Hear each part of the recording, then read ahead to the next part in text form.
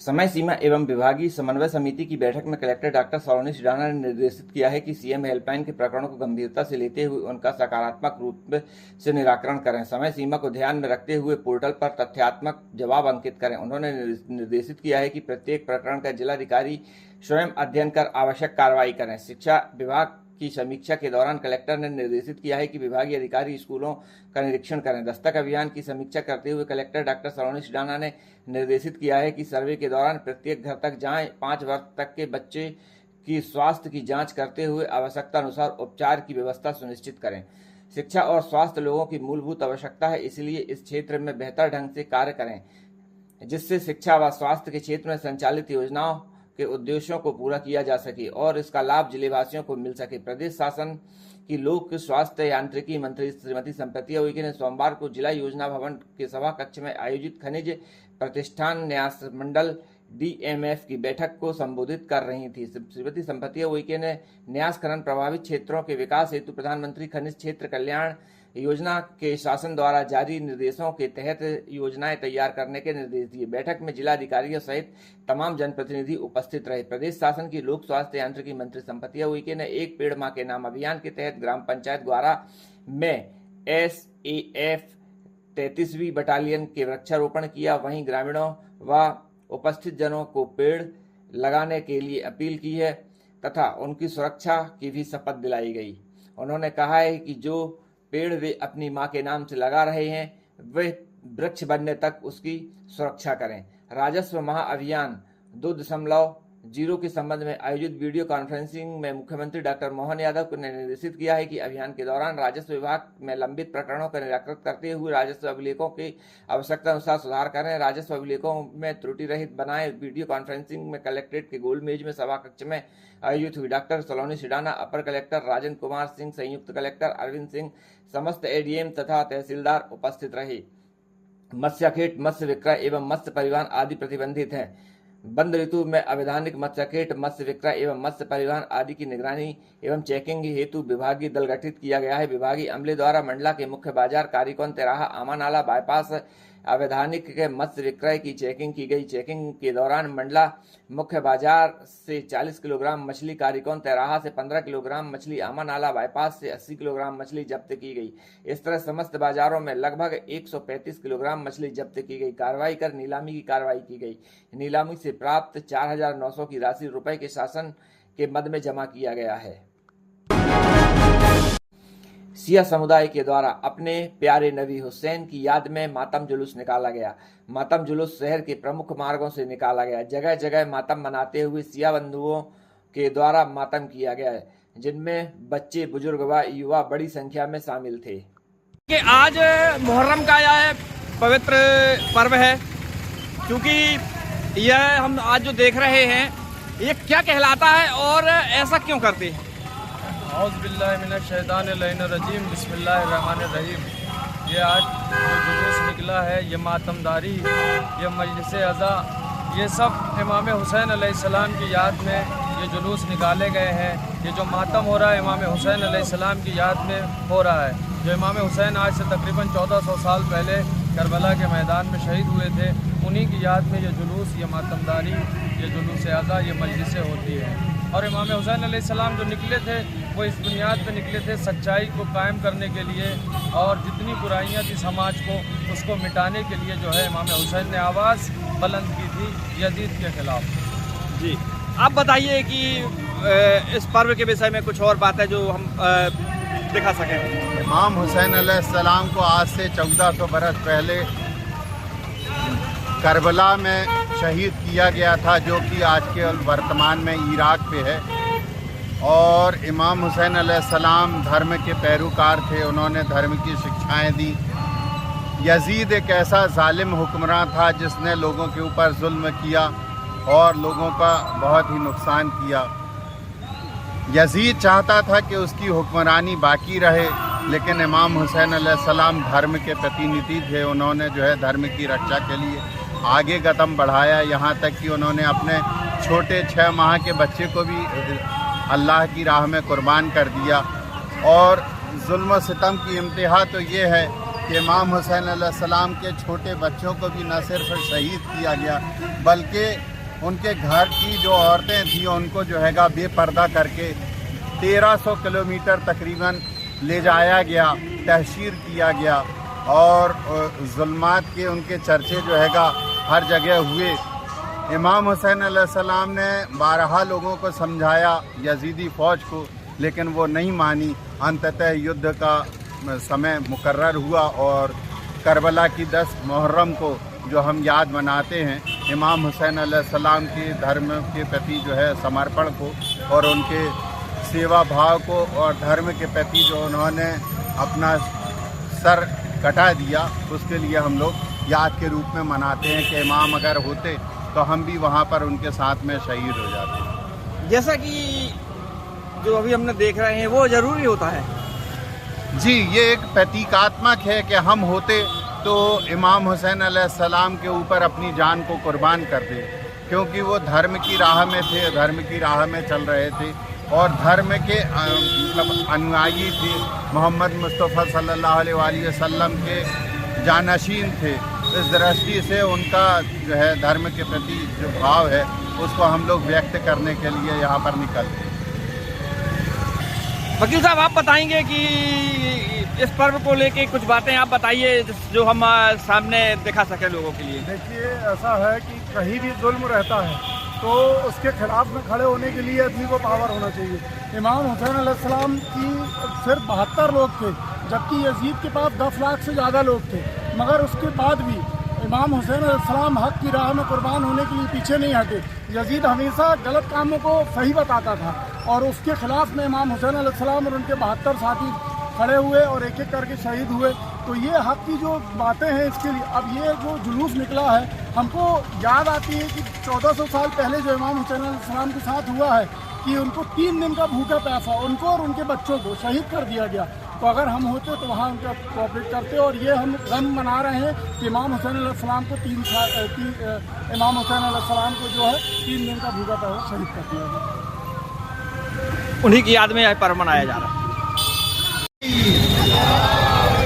नाराए तकबीर, नाराए रिसालत, नाराए हैदरी।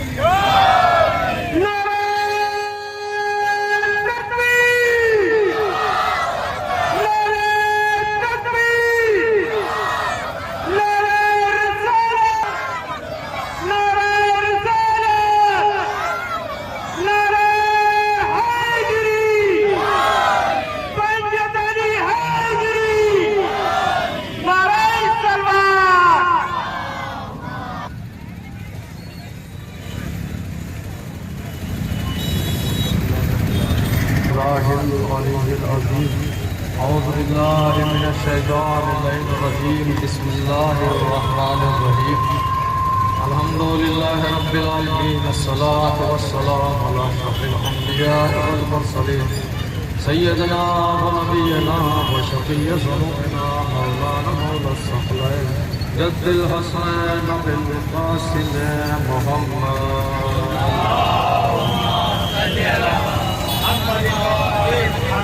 وعلى البيت الطيبين الطاهرين المعصومين المنتخبين المنتجبين ولعنة الله على أعدائهم أجمعين يوم أعباد فقط.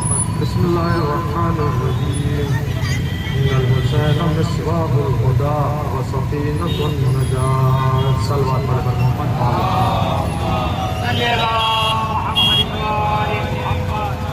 अरबाब रज़ा हदीस रसूल को अपनी गुफ्तगू का आह्वान करार दिया। उसके ज़हन में कुछ अर्ज़ करूँ तो सबसे पहले मैं अपने प्रशासन का बहुत शुक्रिया अदा करना चाहता हूँ, अपनी जानिब से भी और अपने अंजुमन के मोमिन की जानिब से, जिन्होंने गर्मी में बहुत अच्छे तरीके से इस जुलूस अज़ा को आगे बढ़ाने में हमारी मदद की। मैं तमाम अपने इस अंजुमन की जानिब से और अपनी तरफ से प्रशासन का दिल की गहराइयों से शुक्रिया अदा करता हूँ। मेरे अजीज़ों, ये हुसैन इब्न अली के नाम पर निकला हुआ जुलूस है। मौला हुसैन के नाम पर ये जुलूस अज़ा बरामद हुआ है। ये मजलिस इमाम हुसैन के नाम पे है। कौन हुसैन जिसने करबला के मैदान में इंसानियत को बचाने के लिए अपना भरा घर लुटा दिया। मेरे अजीज़ों, हम अज़ादारों को माँ की आगोश से लेकर गहवारे तक और गहवारे से लेकर उम्र के इस पड़ाव तक हमें हमारी माँओं ने एक ही बात सिखाई है, मेरे लाल, दुनिया में कहीं भी रहना, किसी भी कोने में रहना, मगर याद रखना हमेशा मुल्क के वफादार रहना, हुसैन के आज़ादार रहना। मुल्क के वफादार रहना, हुसैन के आज़ादार रहना, क्योंकि अगर मुल्क से वफादारी नहीं है तो फिर इसका मतलब ये है आज़ादारी का कोई फायदा नहीं है। जो अपने मुल्क का वफादार ना हो सका वो हुसैन का आज़ादार क्या बनेगा। एक जरूर कहे मोहम्मद वाले मोहम्मद। मेरे अजीज़ों, हुसैन इब्न अली की कुर्बानी किसी एक मजहब के लिए, किसी एक बेटे के लिए, किसी एक मुल्क के लिए नहीं दी थी, बल्कि ये मैं नहीं करता, बल्कि डॉक्टर राजेंद्र प्रसाद ने कहा कि हुसैन इब्न अली ने करबला में जो कुर्बानी दी है वो किसी एक मुल्क के लिए नहीं दी है, एक मजहब के लिए नहीं दी है, एक कौम के लिए नहीं दी है, बल्कि हुसैन ने जो कुर्बानी पेश की है वो इंसानियत के लिए पेश की है। अगर इमाम हुसैन करबला में न अपना ध्यान देते, कुर्बानी को न पेश करते तो आज दुनिया से इंसानियत खत्म हो गई होती। कौन थे इमाम हुसैन? मेरे अजीजों, इमाम हुसैन उस जात का नाम है कि जिसने भी जिस जगह पे भी ज़ात इमाम हुसैन का तहरीक इमाम हुसैन का मुतालिया किया तो हर इंसान ने हकीकत में आके कोई न कोई जुमला इमाम हुसैन अलैहिस्सलाम की बारगाह में जरूर कहा है। मैं किसी मुल्क में नहीं जाता, किसी दूसरी जगह नहीं जाता, बल्कि अपने इस मुल्क की बात करता हूँ। राष्ट्रपिता महात्मा गांधी जी ने फरमाया कि इमाम हुसैन अलैहिस्सलाम से जो मैंने सीखा है वो यही सीखा है कि इंसान मजलूमियत में रहकर भी किसी भी जंग को फतह कर सकता है। इंसान मजलूमियत में भी रहकर किसी भी जंग को फतह कर सकता है। और एक जुमला और फरमाते हैं, फरमाया कि अगर हुसैन इब्न अली के जैसे 72 अफराद मुझे मिल जाते तो मैं अपने इस मुल्क को गुलामी की जंजीरों से 24 घंटे में आजाद करा देता। मेरे अजीजों, ये हुसैन इब्न अली का मर्तबा है, ये कमाल है इमाम मजलूम का। कौन है इमाम मजलूम? अगर कोई इंसान कहता है कि हुसैन ने करबला में दीन को बचाया है तो मैं कहता हूँ वो गलत बयानी से काम ले रहा है। उसने करबला को सही तरीके से पढ़ा नहीं है। हुसैन ने करबला से आया है, बल्कि हुसैन ने करबला से इंसानियत को बचाया है। एक दरूद पढ़े बर मोहम्मद वाले हुसैन इब्न अली, वो मेरा मौला हुसैन इब्न अली है जिसका जब रास्ता रोका गया तो मेरे मौला ने एक जुमला कहा, न मैं कूफे जाऊंगा, न मैं इराक जाऊंगा, न मैं मदीने जाऊंगा, बल्कि मैं जाऊंगा तो मेरा रास्ता छोड़ दो, मैं हिंदुस्तान चला जाऊंगा, मैं हिंदुस्तान चला जाऊंगा। मौला है हिंदुस्तान क्यों आना चाहते हैं? हुसैन इब्न अली आवाज देंगे क्योंकि हिंदुस्तान अमन का गहवारा है, मोहब्बत का घर है, यहाँ नफरतों को रवाज नहीं मिलता, यहाँ नफरतें जन्म नहीं लेने पाती। ये हिंदुस्तान अमन का गहवारा है, मोहब्बत की जगह है। तो फिर याद रख लेना, नफरतें यजीदियत का चेहरा है, मोहब्बत हुसैन का चेहरा है। एक दरूद पढ़े बर मोहम्मद वाले। नफरतें यजीदियत का चेहरा है। और मेरे अजीजों, करबला से जो इमाम हुसैन का पैगाम दिया था, ये मैं आपके लिए, जो मातमी जो बैठे हैं इनके लिए एक पैगाम देना चाहता हूँ। ये जो इमाम हुसैन ने करबला से कुर्बानी का जो मकसद बयान किया है, जो करबला से पैगाम दिया है, वो आलम इंसानियत को एक ही पैगाम दिया है, जहाँ कहीं भी जुल्म हो, जुल्म के खिलाफ खड़े होना है, मजलूम के साथ खड़े होना है। ये हुसैन का पैगाम था करबला से। जालिम कोई भी हो, ये न देखो अगर तुम्हारा भाई तुम्हारे घर में रहकर जुल्म कर रहा है तो हर हुसैनी की जिम्मेदारी है। और करबला से हुसैन का पैगाम है कि उसके जुल्म के मुखालिफ में खड़े हो जाओ, उसके जुल्म के खिलाफ खड़े हो जाओ। अगर कोई बाहर का भी है और अगर वो मजलूम है तो उसकी हिमायत में खड़े हो जाओ, क्योंकि यही पैगाम इमाम हुसैन ने करबला से दिया है। मेरे अजीजों, बहुत ज्यादा वक्त न दूंगा और उसके बाद मैं गुफ्तगू को समेट रहा हूँ, क्योंकि ये करबला है। करबला यहाँ से इंसानियत का पैगाम जाता है, यहाँ से मोहब्बतों का पैगाम जाता है, यहाँ से भाईचारे का पैगाम जाता है। मैंने कहा हुसैन ने किसी एक मजहब को हुसैन को महदूद नहीं किया जा सकता, किसी एक फिरके में इमाम हुसैन को महदूद नहीं किया जा सकता, क्योंकि हुसैन की कुर्बानी जो थी करबला के मैदान में वो इंसानियत को बचाने के लिए थी, समाज से बुराइयों को खत्म करने के लिए थी। एक बादशाह जिसका नाम यजीद था, जो चाहता था पूरे तरीके से समाज में नफरतों को वजूद पैदा कर दिया जाए, नफरतों को बढ़ावा दे दिया जाए, बुराइयों को आम कर दिया जाए, मगर हुसैन इब्न अली जो नवासे रसूल है वो खड़े होते का यजीद मैं तो ये ना होने दूंगा कि मैं मजलूमों के ऊपर जुल्म होता रहे और हुसैन इब्न अली बैठा रहे। मेरे अजीजों, इसी हक की आवाज़ को बुलंद करने के लिए हुसैन ने अपना नाना का मदीना छोड़ दिया। 2 मुहर्रम को वरूद करबला होते हैं, आज 8 मुहर्रम हो चुकी है। 7 मुहर्रम से क़याम हुसैनी में एक कतरे आब न रहा। छोटे छोटे इमाम हुसैन के 7 बच्चे हैं। अरब की सहरा की गर्मी थी, 3 दिन से बच्चों ने पानी न पिया था, बस एक ही सदा देते थे, अल्लाह ताश अल्लाह ताश अल्लाह ताश। ये सबीले उन्हीं बच्चों की याद में लगाई जाती है। हे अरबाब यादा, कौन दुनिया का इंसान है जो करबला के मसाइब को सुने और वो तड़प के न रह जाए। आओ तुम्हें करबला सिखाता हूँ। ये मेरे सामने सारे जवान बैठे हैं। अल्लाह ने तुम्हें औलाद भी अता की होगी।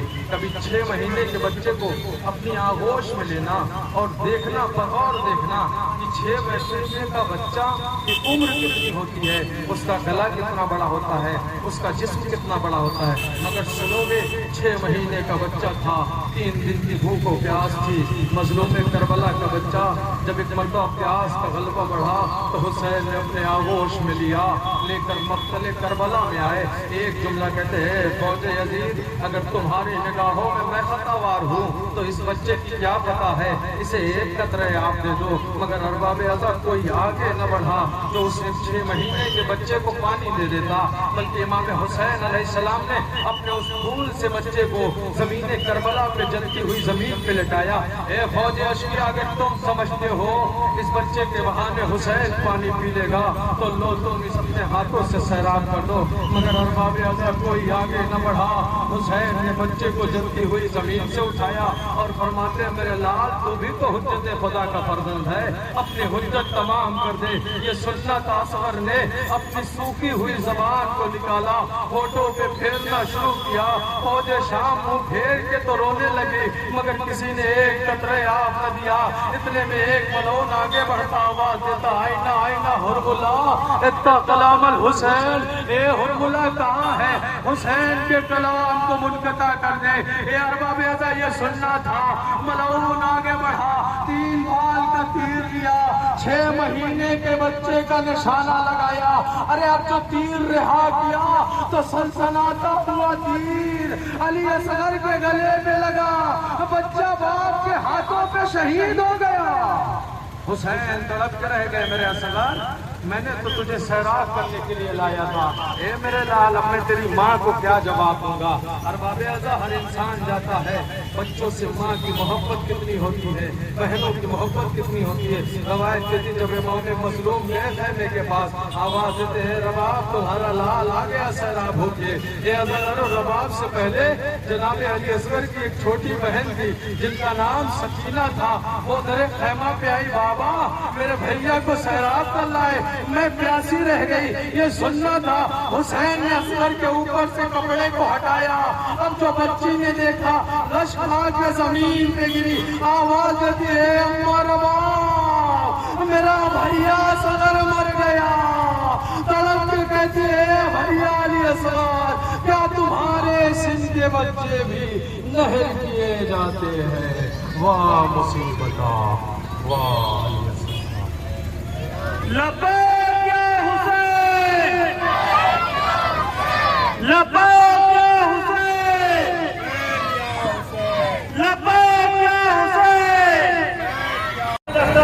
तैयार हो जाए।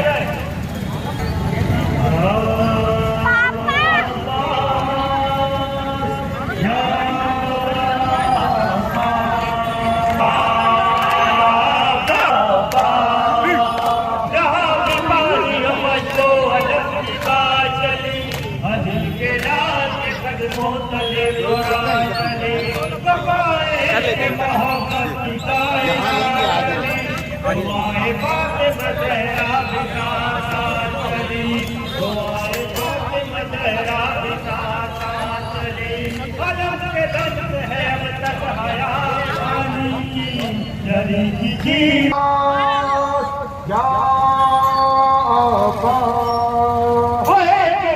जो कौतल समेत कर निकली लबों पे अपने समंदर समेत कर निकली तब निकली धर्म से लश्कर समेत कर निकली हर कर दिए आवे भया पानी की हर निगाह से गिर जाती सा पानी की हर निगाह से गिर जाती सा पानी की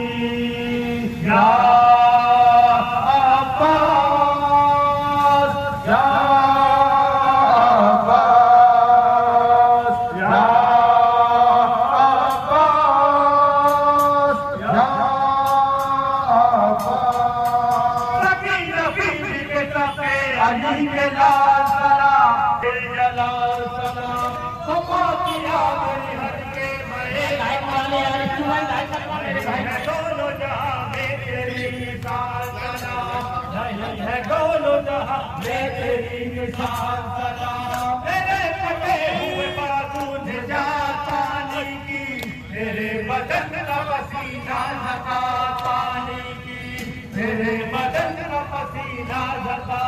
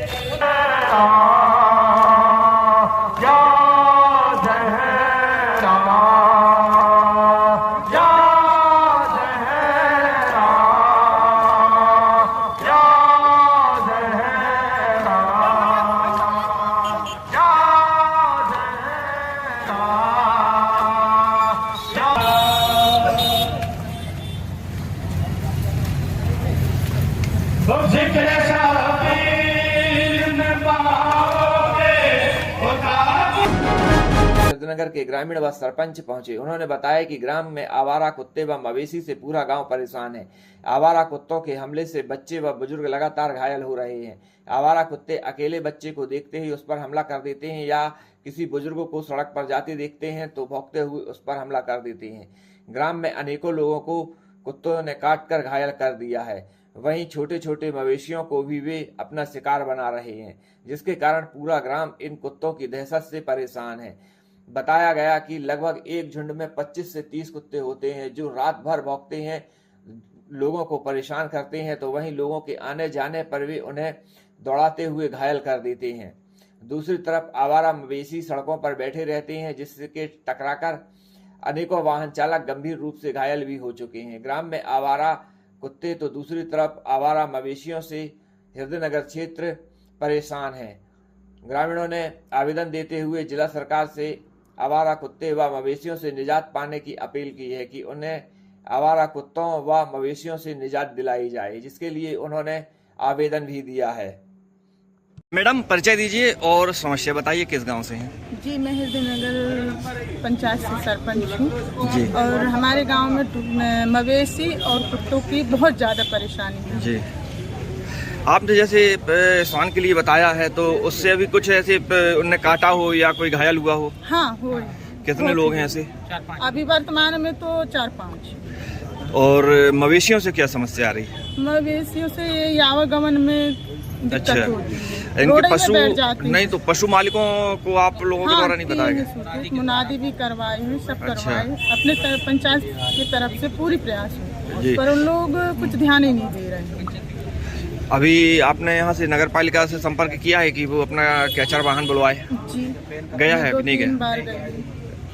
वाहन गया है वहाँ पकड़ने के लिए? कुत्ते के लिए नहीं गया। नहीं। और मवेशियों के लिए? कुछ के लिए नहीं गया है अभी।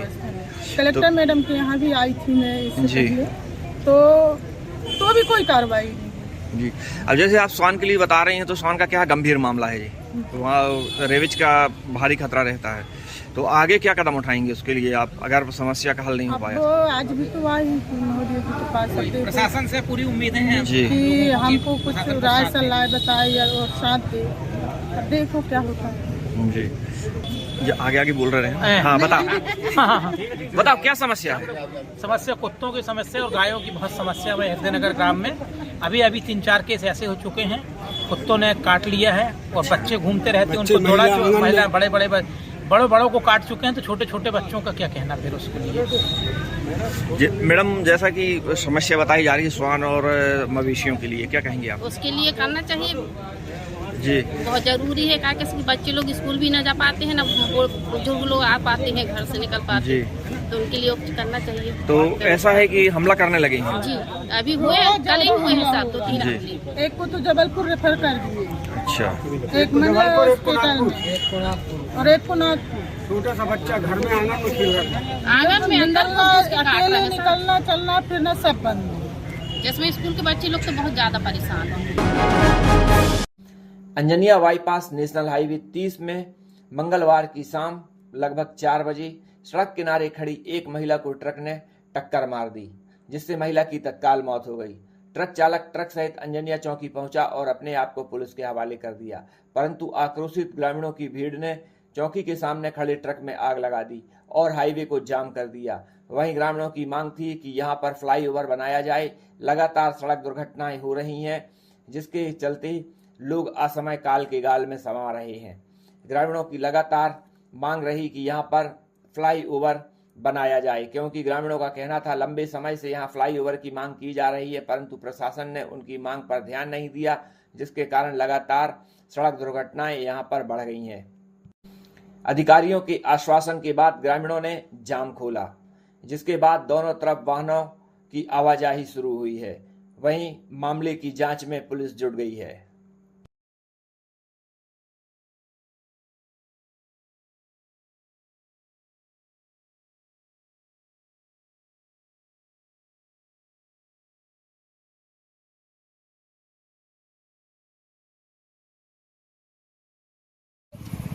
देखिए ना, अब ये कैसे रोड में होता तो रोड में मांगते हैं। बाजार के लिए इन लोग पहले निकले मेरे से, तो मैं कहा चाचा भी रहे हमारे साथ, तो वो कहे हमारे यहाँ के दीदी को देखें। दीदी वहाँ पे रोने लगी, वहाँ पे ले जाके मैं गाड़ी खड़ी की है, मोटरसाइकिल आगे देखा। मैं कहा कौन है रे? नहीं कहता है, नहीं दुर्गेश्वरी है, दारू कहने लगे।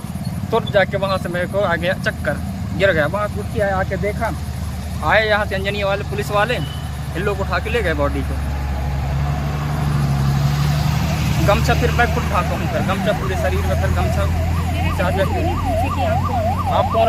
माता जी, क्या घटना हुई और क्या चाहते हैं आप? हमारे यहाँ ग्राम मेढ़ाताल में ये वल्को परिवार से जो है, उनकी माँ, मतलब हमारी सासू माँ, मम्मी, उनका मिट्टी संस्कार थी।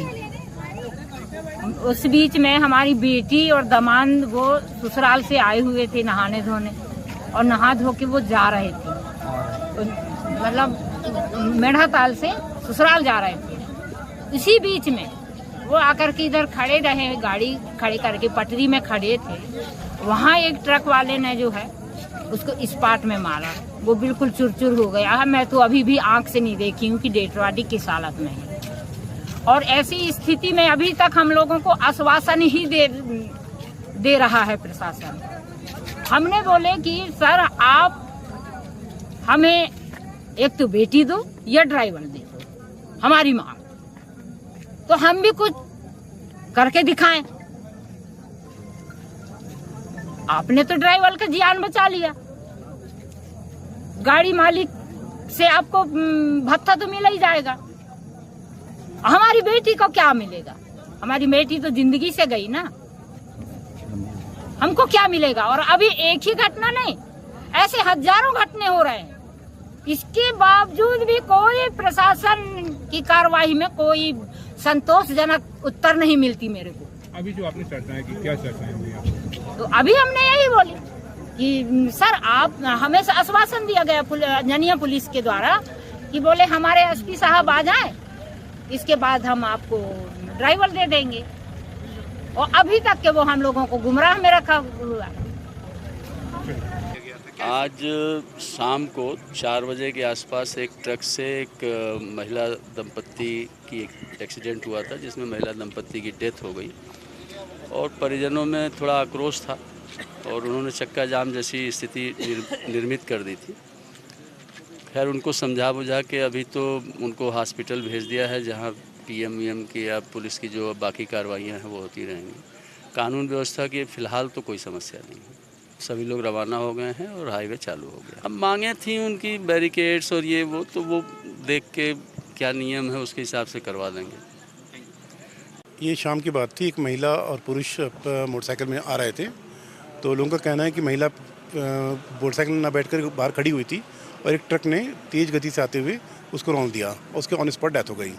तो इसी स्थिति में चूँकि परिवार के लोग भी काफ़ी थे, कुछ लॉ एंड ऑर्डर की स्थिति बनी, लोगों ने आक्रोश में आकर के जो ट्रक था उसको जलाने की कोशिश की और कुछ पार्ट उसका जल भी गया। फायर ब्रिगेड से बाद में उस पर काबू पा लिया गया।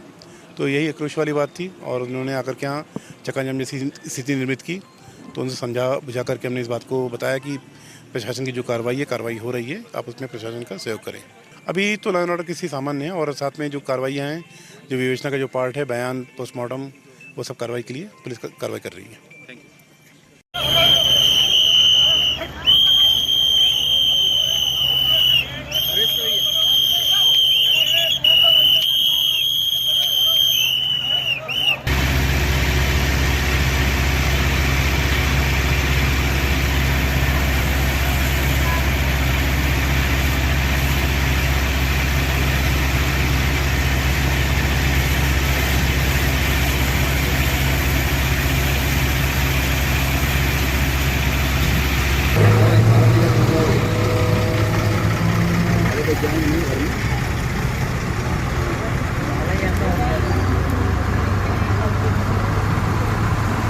तो पड़ गए इनके बीच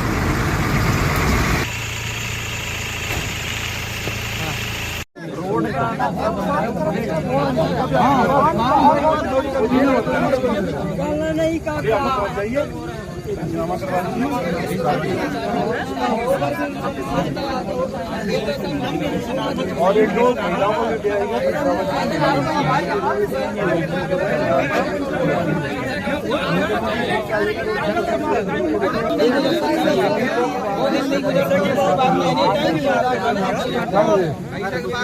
इसके लिए कितनी बार मांग कर चुकी जनता, लेकिन कोई जनता का आज तक कोई नहीं सुन रहा। झूठे आश्वासन दे के हाथ चले जाते हैं, आश्वासन देते हैं, आश्वासन के अलावा यहाँ पे आज तक किसी ने नहीं देखा।